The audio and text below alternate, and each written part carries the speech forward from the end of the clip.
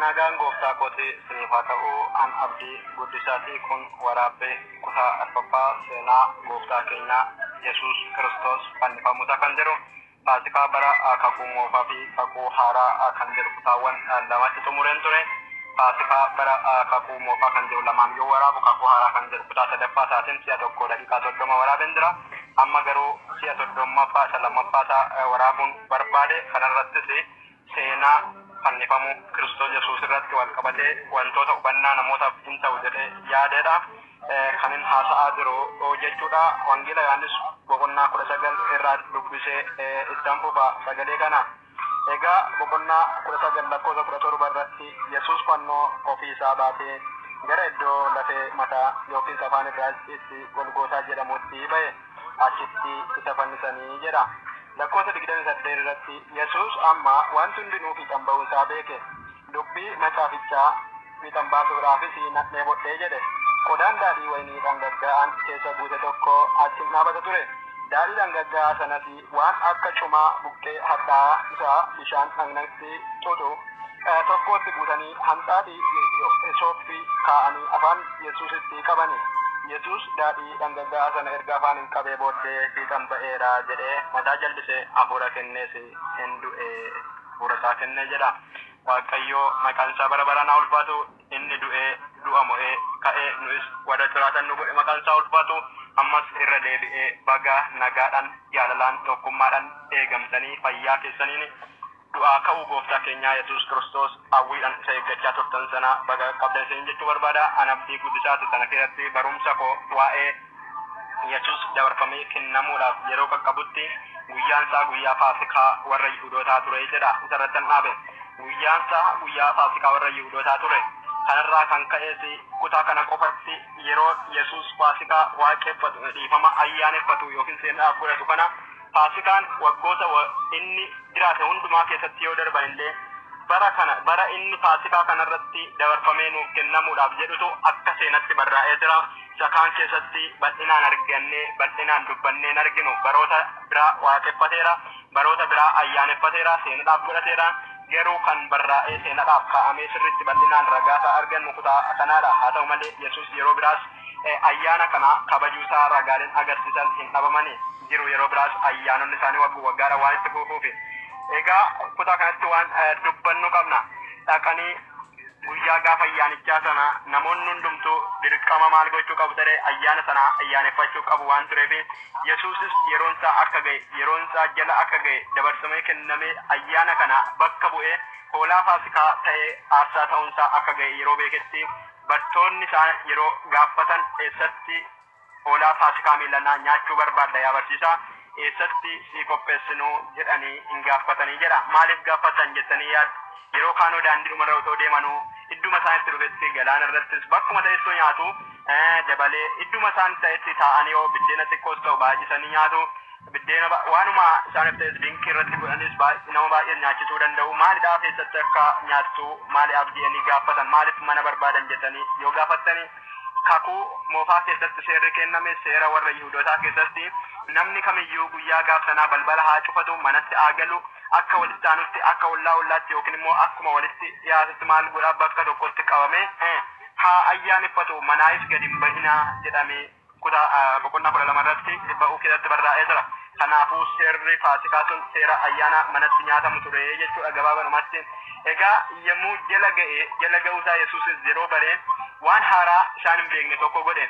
Waan haaraa isaan hin beekne tokko duratti hoolaa Faasikaa kana seenaadhumaaf godhataniiti waaqayyo biyya Gibxiitii nu baase garbummaa biyya sanaa jalaa waan nu baaseefis hangafa ta'ee isaan dha'ee nu immoo fayyaatti eegee saroonni illee otoo nutti hin dutin qeensa keenya illee otoo hin madaa'in waan tokko tisiisni keenya illee otoo hin ka'in waaqayyo gooftaan halkan hin dammaqee nu eegaa ture waan jedhanii amananii fi akkuma Museen seera isaanii kennitaatti seera sanaan waaqayyoon yaadachaa faarfachaa galateeffachaa yeroo turanitti inni garuu gidduudhaan ka'ee waan haaraa tokko hojjetee jedha. Erga irbaata Faasikaa sanaa nyaachutti ka'anii booda gidduudhaan Yesuus galgala gaafa dabarfamee kennamu sanarratti kakuu haaraa dhiiga hoolaa haaratiin bu'uuresse. Maqaa waaqayyoo bara baraan haa ulfaatu. Kanaaf Faasikaan bara kakuu keenyaa jechuun bara haaraa kana bara araaraa jiraannu kana keessatti Faasikaan akkuma kakuu moofaa keessatti ayyaaneffannu maaliif ta'uu didee jedhanii namoonni amma baay'een amma ammaattiyyuu isuma duukaa bu'anii barsiifatas godhatanii warrumti Kiristoos iyyuu waa'ee Kiristoos hin beekne iyyuu garuma barbaadanitti jiraachaa jiru. Kaan isaanii nyaataaf dhugaa itti dabarsaniiru, kaan isaanii isuma kakuu moofatti qabamaniiru. Garuu nuti dhiiga Kiristoosin barri haaraan kun kakuu haaraa waan nuuf ta'eef Kiristoos ofiisaa Faasikaa bara kakuu moofaa hoolitti bakka bu'ee hoolaa aarsaa keenyaa ta'ee nuuf darbuusaa kan inni itti bu'uuresse galgala gaaf dabarfamee kennamu sana. Egaa inni duratti maal ture jedhama jaamni inni duratti gaaddidduu tureeyyuu bara si'anaa kana kan dhufu Kiristoos ofiinsaa otoo hin dhufin akkuma Yohaannis of dura erge akkuma Yohaannis lafa qulleessaa ture sana bara sanatti gaaddidduu ittiin sabni ittiin qullaa'u ture gaaddidduu ittiin sabni ayyaana isa kakuu haaraa isa dhugaadhumaan dhufee mul'atu sanaaf isa dhugaadhumaan foonsaa ta'ee nu gidduu dhaabbatu sanaaf gaaddidduu qofa akka gaaddidduutti akka golgaatti qofa nu bira deddeebi'a tureeyyuu jechuudha bara kakuu moofaa kanaaf amma garuu inni caalu dhugichi ofiinumti isaa abbaan gaaddidduu sanaa waan mul'ateef jecha dirqama gaaddidduu biraa hin barbaachifne jechaadha. Gooftaa keenya maqaan isaa ulfaatu.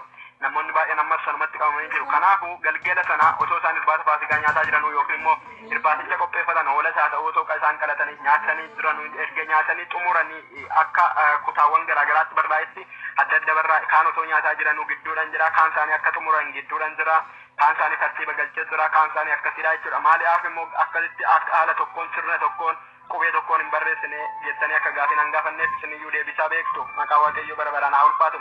Kanaaf macaafni kan itti barraa'e seera garaagaraa keessatti iddoo garaagaraa keessatti afaan garaagaraa keessatti barraa'uu danda'a. Ergamootumaan iyyuu warri barraa'an immoo yeroo garaagaraatti fi namoota garaagaraatiin barraa'uu isaanii gargar isaan gochuu danda'a. Buddeenicha sana hin fudhatee jedha akka seera kakuu moofaa keessatti biddeenni suni biddeena maxinoo yoo ta'e maxinoon suni maxinoo maalii ta'uu hin qabu maxinoo ibsoo of keessaa qabu ta'uu hin qabu jedha macaafni qulqulluun. Akkasuma Phaawulos maal jedhaa koottaa ayyaana Faasikaa kana hin ayyaaneffanna. Ayyaanni ayyaaneffannu kunis maxinoon kun maali akka ofirraa hin qabne biddeena raacitii of keessaa hin qabne ni jedha. Raacitiin bara kakuu moofaatti hin dhoowwame. Raacitiin bara kakuu moofaatti dhoowwame sun seerri isaa akkamitti dhoowwame bara sana baay'ee ariifachuurraan kan ka'e halkan walakkaa otoo isaan hin yaadin waan warri Gibsii kaanu gidduu adeemaa jiranii fi durboonni yookiin dubartoonni warri Israa'elii suni Ibroonni suni qophaa'anii raacitiitti naqachuudhaaf otoo hin qophaa'in akkasumatti maal godhanii bukoo isaanii ariifatanii fudhatanii walitti qaqqabatanii hin deemanii jedha macaafni qulqulluun. Har'aan ka'e raacitii malee lafa onaa irratti waaqeffatanii akkasuma amma ammaatti seenaa ta'e raacitiidhaan akka otoo raacitiidhaan hin tuqin akka ta'uudha jechuudha. Jireenya kakuu haaraa keessatti raacitiin yeroo baay'ee cubbuu bakka bu'a. Raacitii jechuun raacitiin xiqqoon cubbuu xiqqoo bakka buuti. Cubbuun xiqqoo kun waanuma guddaa hojjechuu dandeessi jedha Phaawulos kanarratti ibsa guddaa kenna. Waaqayyo guddaa isaa kan eebbifame haa ta'u. Biddeenicha fudhatee ol ka'ee dhaabbatee waaqayyoon galateeffatee hunduma isaaniitiif maal jedhee cabsee hin hiree yookiin immoo cabsee hunda isaanii waliin ga'e jedha. Kana booda maal jedheeni inni kun dhagna koo isiniif cabuudha jedhe maqaa waaqayyoo bara baraan kan ulfaatu yookiin immoo foon koo isiniif kutamuudha jedhe. Macaafa qulqulluu keessatti lafeen Kiristoos cabeera kan jedhu gaaffeedha.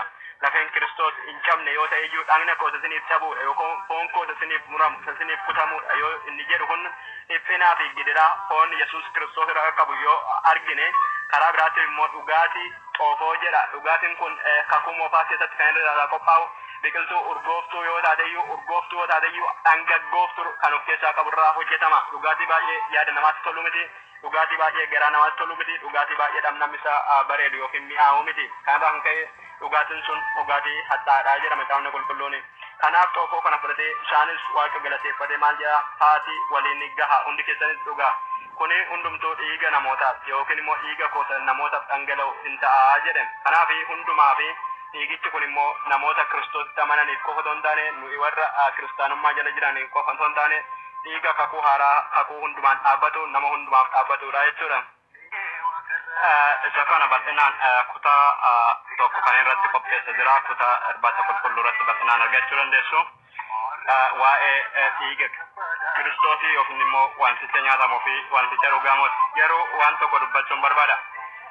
Asirratti namoonni baay'een Faasikaa kana akkuma kakuu moofatti fudhachuu isaatii akkasuma Faasikaa kana nyaataaf dhugaatitti fudhachuu isaanii kan isaan itti ilaallu namoonni baay'ee yeroo Faasikaa kanatti baasii humnaan oliitiin baasanii yeroo baay'ee jechuudha.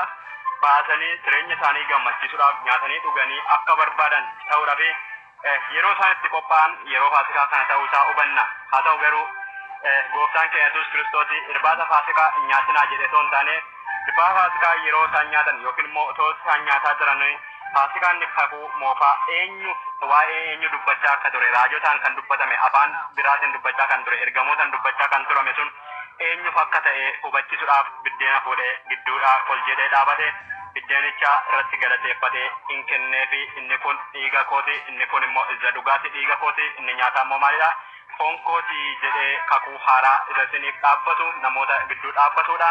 Waaqayyoof saba gidduutti kana booda dhiigni koo dhangala'uudhaan Waaqayyoof lafa gidduutti fannifamee dhiigni koo dhangala'uudhaan hojiin araarsuu natti kennameera jechuutti akka hiikamuu qabu Kiristoos yeroo darbee ofiisaa dursee dubbatu argina. Maqaan gooftaa keenyaa bara baraan kan ulfaate ta'u.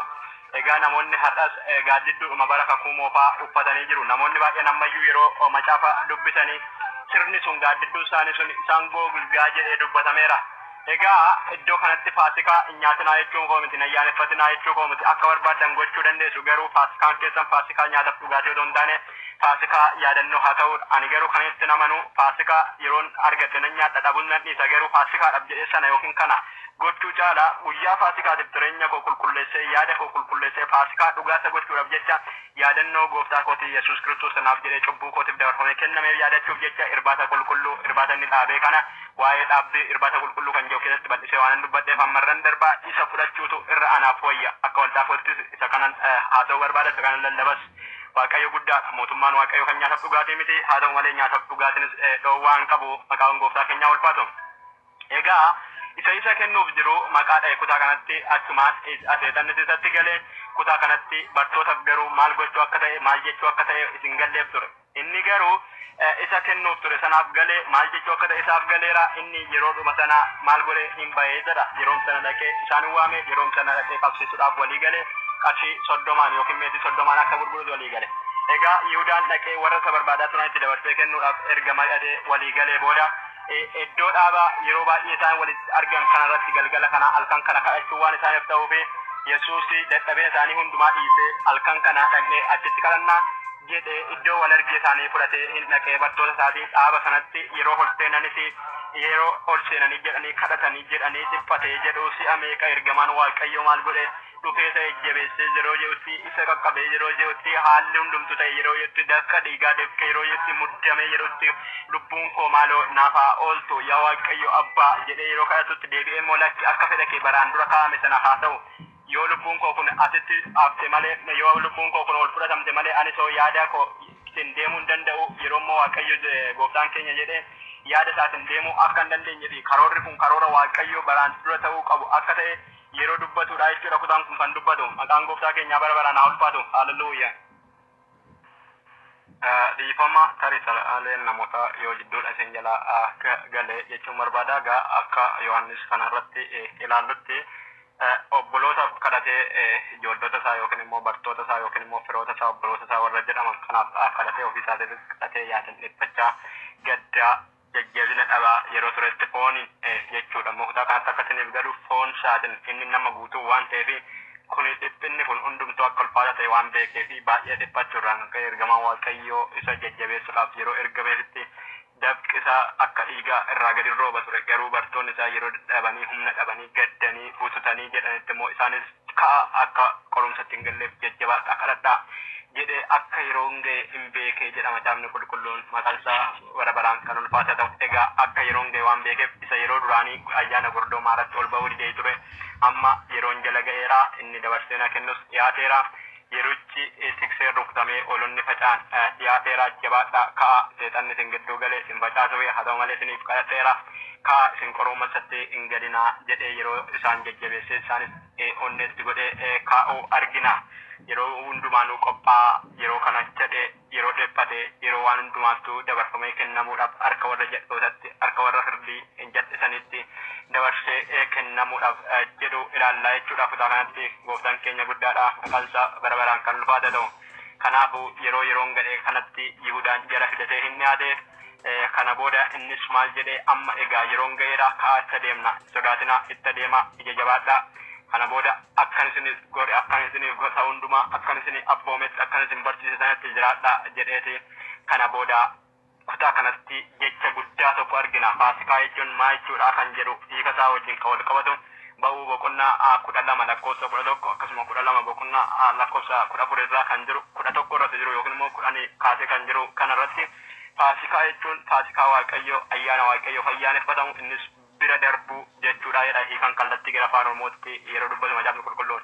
Egaa faasikaa jechuun bira darbuu akka ta'e kutaa kanarratti ilaalla. Eenyuun barbaadu jedheen yeroo sanaan dhufanii yeroo isaan qaqqabanii innis immoo Yesuus isa kami akka ta'e itti agarsiisee dhaqanii inni itti dhiyaatee itti ba'ee fuuldura deemee bartoota isaa wajjin eenyuun barbaadu jennaan Yesuus nama Naazireet barsiisicha sana barbaannaa jedhanii yeroo hangafoonni lubootaa yookiin immoo warri Yihuudootaa kun gaafatanitti maal jedhe innoo anaa jedhe. Innoo anaa jedhe kutaa kanatti innoo anaa jedhe ilaala. Innoo anaa jedhe qofaan dhiisee jechuu keenya miti.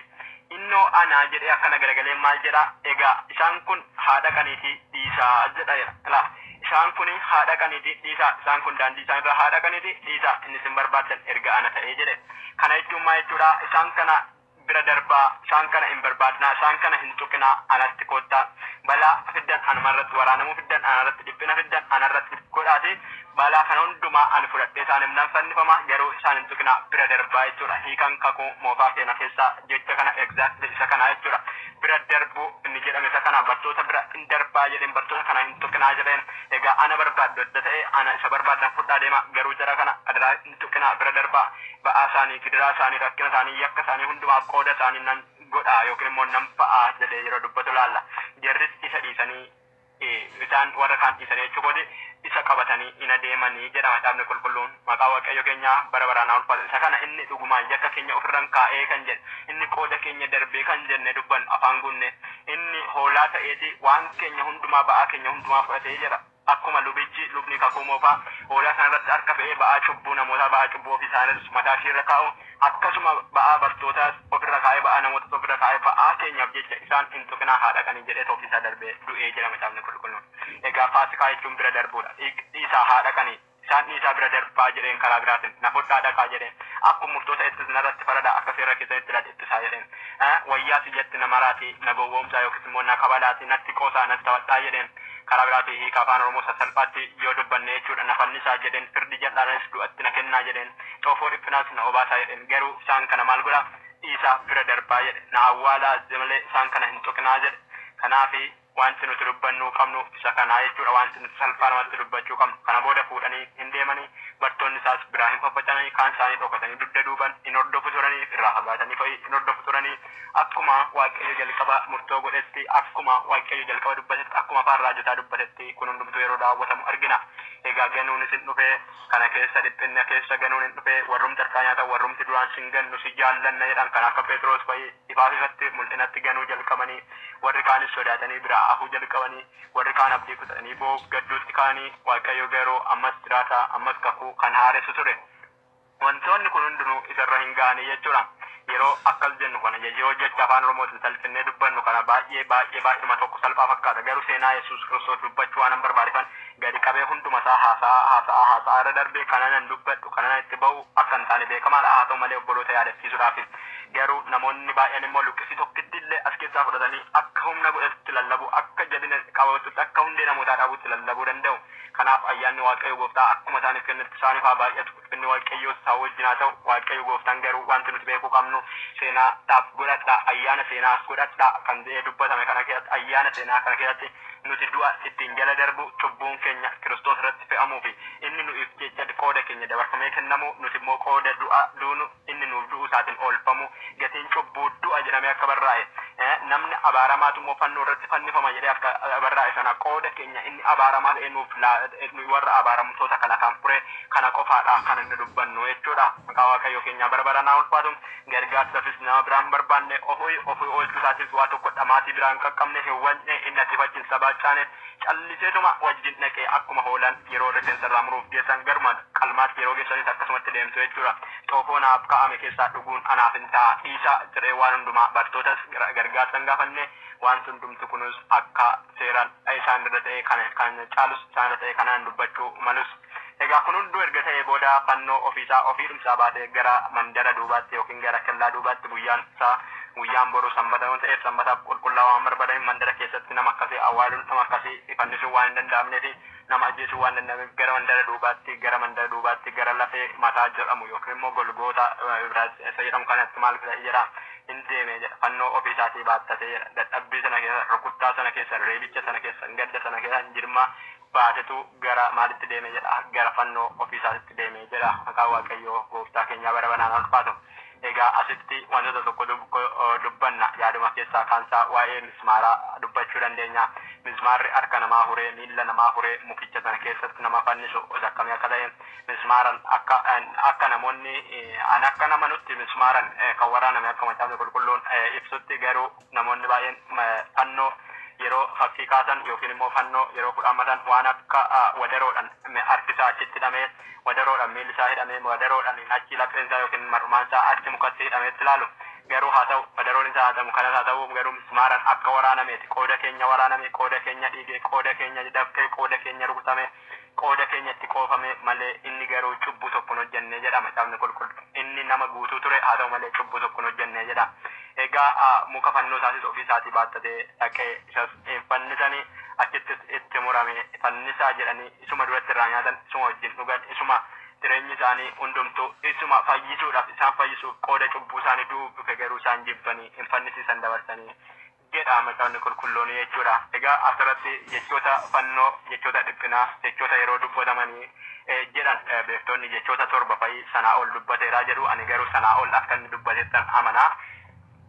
Jechoota isaa tokko tokkoon tarreessuu amma yoon baaseyyuu jechoota fannoo irratti dubbatame jechoota muddamaa jechoota yeroo isaa raawwatamuu qaban jechoota yeroo sanatti yeroo dhumaa dhaamsa dhumaa kan of keessaa qaban hilaa haadha kee hilaa ilma kee akkasuma nan dheebodhe kan jedhu kun isa dhumaati akkasuma immoo wantoota hedduudhaan isa kanarratti obboleessa isa karaa tokkoon isaan qoosaa turetti illee warrumti fannoo irra jiran illee yeroo isaan itti qoosanitti isaan keessaa garuu inni tokko immoo maal jedhani garuu nuti qajeelummaa keenyaaf otoo hin taane nuti gatii akka keenyaa cubbuu keenyaaf yakka haammanna inni garuu qajeelummaa keessaa malee waa tokko illee yakka keenya keessaa qoodan qabu nuti gatiidhuma haammachuu qabnu isuma facaafne haammanna jedhee yeroo itti mormu mootummaa keetti na yaadatu jennaan dhuguman sin jedha mootummaa kootti har'a hin yaadatamtaa jedhe kana booda dhiphinarraa gidiraarraa waraanamuurraa rakkachuurraa yeroo ka'u eelooy lama sabaqtaanii jedhe kana jechuun immoo gooftaa koo waaqayyo abbaa maaf na dhiibda lubbuu koosittan kennadhaa jedhe waaqayyo guddaadha maqaan isaa bara baraan ulfaatu karaa biraatiin immoo ittiin faradin yookiin immoo ittiin murteessin yaa abbaa dhiisiif isaaniif haafu isaan waan gochaa jiran hin beekani eenyu akka fayyinisan hin beekani isaan eenyutti qulqulleessanii eenyu akka xureessa waan hin beeknee fi isaanittis dhiisii jedhee jechoota kanaa fi kan kana fakkaatan yeroo dubbatu ilaalla. Haa ta'u malee jechoonni kun jechoota qofa otoo hin taane dubbiidha jedhamu jechoonni akka hiika afaan oromootti jechoota jechuun walitti qindaa'ina jecha jechuun walitti qindaa'ina qubeewwanii jechuudha qubee dubbifamaa dubbifamtuu wal keessa yoo makanii walitti qindeessanii jechaa jennu jecha jechuun tokkittiidha yookiin jechoota jechuun kan irra deddeebi'aman jechoota tokkoof isaa ol jechuudha. Haa ta'u malee dubbiin kun hima kan guute yookiin immoo himoota kan guute fi dubbii yoo jedhame irra wayya dubbii fannoo yoo jedhame yookiin dhaamsa ergaawwan fannoo yookiin dubbii fannoo jedhame jechoota fannoo dura akka hiika afaan oromoo kallattii yoo ilaalle jechuudha. Hiika afaan oromoo immoo eeggachuun rakkoo hin qabu jechuudha. Isa kanaan haa ta'u garuu sanas haa ta'u kana 7 haa ta'u 17 haa ta'u jechoota kanaan fayyine otoo hin taane garuu jechoonni kun baay'een isaanii ergaa kan qabanidha. Baay'een isaanii maal kan ta'anidha. Jechoota dubbataman kana hundumaa keessaa maal haa ta'udha ture. Jechi kun kan waa'ee dubbii macaafichaa raawwatu ture hundisaa dubbii afaan raajotaatiin dubbatamaa kan ture raajamaa kan ture kan raawwatamuudha ture. Egaa jechas haa ta'u gaales haa ta'u ciroos haa ta'u malee jechoonni asirratti dubbataman hima of danda'a kan ta'an ture maqaan gooftaa keenyaa bara baraan ulfaatu. Egaa kana hundumaa keessatti inni ofiisaa dabarsee kenne inni ofiisaa immoo dabarsee kennuu qofa miti akka Isaayaas 53 ofiisaa dabarfamee kennameet ofiidhuma immoo deebi'ee nuuf kadhatee jedha. Kana hundumaa Yesuus dubbiiwwan afaan raajotaa dubbatan sana fiixan baasuudhaaf godhee dhumarratti garuu maal jedhanii nan dheebodhee jedhe hadhooftutti qaban hadhooftuu achi keessaa sana iddatti qabanii booda inni dheebuu isaa ba'uudhaaf otoo hin taane dheebuu isaa ba'ee deebi'ee jiraachuudhaaf otoo hin taane raawwachuudhaaf waan tureef raawwatameera jedhee fannoo irratti hafuura isaa hin kenne hin du'esi jedha. Akkasi du'uun gooftaa keenya Yesuus Kiristoos maqaan isaa bara baraan haa ulfatu. Fayyaa isaas immoo akka dubbii raajotaatti dubbatamuu raawwatuufi wayyaa isaas in hirmaatanii jedha. Isa kaan immoo qolee isaa yookiin qixxaa isaa garuu gaaraa akka gabbu'etti waan jiruuf maal ta'e jedha. Namni tokko fiixaatti baasanii jedha. Isa kanaanis dubbiin afaan raajotaa in raawwatame. Waan tokko akkuma gooftaan Yesuus Kiristoos raawwatameera jedhe dubbii afaan raajotaa waa'ee isaatiif caamamee ture hunda keessaa kan otoo raawwatin lafatti hafeen jedhu sanarraas kan ta'e guyyaa akka isaati ja'a yeroo turetti barcuma fardeerran taa'ee itti falachiise isaanis hin fannisanii dukkanni sa'aatii 3 hin ta'ee jedhu tilmaaman sa'aatii 6 yoo ta'e sa'aatii 6:9 dukkanni lafarra waan tureef namoonni hundumtuu in wacanii in gaddanii in boo'anii in gidiranii in qaqqabatanii dukkanni sun dukkana hamaa limixii waan tureefis dhugaadhumaan inni kun ilma Waaqayyooti jedhanii namoonni gooftummaa isaa hin beekanii jedha. Kana keessatti amma Yesuus awwaalamuutti seennee jirra. Yesuus awwaalamuunsaa akka kanaa gaditti Yoosef nama Armaatiyaa kan jedhu namicha sooressa tokko ture jedhama yaafni qulqulluun. Inni kun dhoksaadhani Yesuus Kiristoos akkuma eenyuti akka obboleessi keenya maqaan isaa afaan nabadee galgala Faarisoota keessa gara isaa hin dhufanii Niqoodimoos jechaadha. Gara isaan dhufa Yohaannis boqonnaa 3 yoo dubbistanii halkan Faarisiidha garuu barsiisaa seerati garuu gara isaa dhufee irraa barata ture. Ati dhugaadhuma akka ilma Waaqayyoo isaati nam beekan jedhaan garuu kana akkamitti hiiktaa yeroo jedhu barsiisaan Yesuus Kiristoos immoo ati akkamitti hiiktaa ati saba kana barsiisaa seeraa taate akkamitti kana dubbatta akkamitti akkas jetta. Kanaaf lammata dhalachuun siif hin ta'a yeroo jedhee gara Kiristoos gara ofiisaatti fiduuf yeroo kana innumti Niqoodimoos kunii fi inni Yoosef namni Armaatiyaa kunis dhufanii isa kana in awwaalanii jedhama caafni qulqulluun. Waaqayyo gooftaan maqaan isaa kan ulfaataa ta'u eenyutu awwaalee kan jedhuuf jara kanaa jechuudha. Akkasumallee namicha Armaatiyaa sun yeroo inni tokko immoo maal yeroo godhu hojii isaatiif yeroo galu itti arganii fannoo Kiristoos hin baachisanii jedha. Yeroo sana akkanatti fakkaatti Yesuus Kiristoos dadhabinirraa reebamuurraa gidiraarraa kan ka'e fannoo ofii baachachuu waan dadhabeef jecha isa harkaa fuudhanii isa sanatti hin dabarsanii jedha. Durboonnis yookiin dubartoonni Israa'elis maal godhanii boo'aa isa duukaa bu'anii bishaan yeroo isaatti qabanii jedhanii yookiin immoo haati deesse eebbifamtu yeroo jedhanii jedhanitti lachi isaan miti isaan akkasitti jedhe yeroonni warra eebbifaman warra isatti amanan akka ta'e fa'i gorsu arginaa jechuudha. Maqaan gooftaa keenyaa bara baraan ulfaatu naaf hin boo'inaa ijoollee keessaniif boo'aa guyyaa kanaan booda ofii keessaniif boo'aa malee anaaf naan boo'inaa natti dhufe sanatti darbuudhaaf nan jira jedhe. Lafeen Yesuus Kiristoosis hin cabne akkuma dubbii bara dhiifama ba'uu 12 keessatti lafee oolattii sana hin cabsinaa jedhamee immoo akkuma barraa'e sana dhugaadhumaan oolachi kun oolaan Kiristoos inni dhugaa akka ta'e beekuudhaaf lafeen isaas hin cabne lafeen warra hattootaa lafeen warra saamtotaa garuu caccabanii guyyaa sanbataa sana achirra ooluun akka seeratti waan hin eeyyamamnee fi caccabanii hin gataman yeroon jedhu hin awwaalamanii haa ta'u malee lafeen Kiristoos re'oo achirraa gadi bu'u sana akkuma dubbii macaafichaatti maal ta'e in caccabnee jedha garuu kana mannaa'anii hin waraananii jedha eeboodhaan hin waraananii bishaanis dhiignis hin ba'e isa kanaanis nuti jireenya arganne. Maqaa Waaqayyo gooftaa keenya haa ulfaatu. Yeroo galgalaa'es akka seera sanaatti lammatatti fannoo irraa buusanii awwaalanii jedha. Gooftaan keenya bifa sanaan nu ta'e akka oolmaa ammaa haasofnu kanaa miti yeroo biraa immoo dubbii sagalee Waaqayyo biraatiin Yesuus Kiristoos du'uu isaatii fi du'aa ka'uu kana booda amma du'aatti xumurreerraa awwaalamuu isaa xumurreerraa kana booda du'aa ka'uu fi gara samiitti ol fudhatamuu kan jedhuuni sagantaa biraatiin yookiin immoo waraabbii biraatiin walitti deebina. Ayyaanni gooftaa kootii isiniif haa baay'atu. Baay'een isin kabajaa baay'een isin jaalladha. Ayyaana gaarii isiniif haa ta'u. An obboleessa keessan abdii guddisaan ture. Seenaa kana seenaadhaaf godhadhaa jedhamee sun barraa isin yaadachiisuudhaaf malee waan haaraa fi miti jechuudha. Waaqayyo gooftaan isiniif haa ta'u. Ayyaanni Waaqayyo ayyaana nagaa isiniif haa ta'u. Jaalalaaf tokkummaadhaan waaqeffadhaa. Kabajaa haa ta'u garuu kabaja kana keessatti maal godhachuu qabdu yaadannoo qofaaf godhachuu akka qabdan maqaa gooftaa keenyaa Yesuus Kiristoosin isinin kadhadha.